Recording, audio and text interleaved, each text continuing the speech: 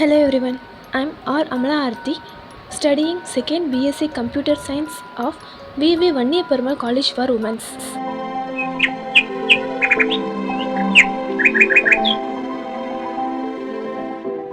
In this video, we are going to see the prose, Migration and Birds Ringing, written by AMALAARTHI.R. One of the greatest mystery of birds' life is migration. Every year during autumn season and early winter season,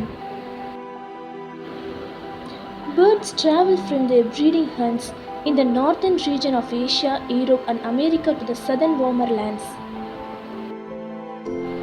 They make the return journey again during spring and early summer. They are very punctual too, unless they are delayed by bad weather. Some species also move out of one area to another, not very far away, all birds having a certain amount of local movement caused by the stresses of living, variation in food supplies. The brave little voyagers faces many dangers, case of sudden storm arise, blown right out to the sea and they drawn into the wild waves. Then night bright lights attracts them and confuse the birds. Birds do not fly at their fastest, usually 48 to 64 km an hour and rarely exceeds 80 km. Small birds seldom exceeds 48 km per hour.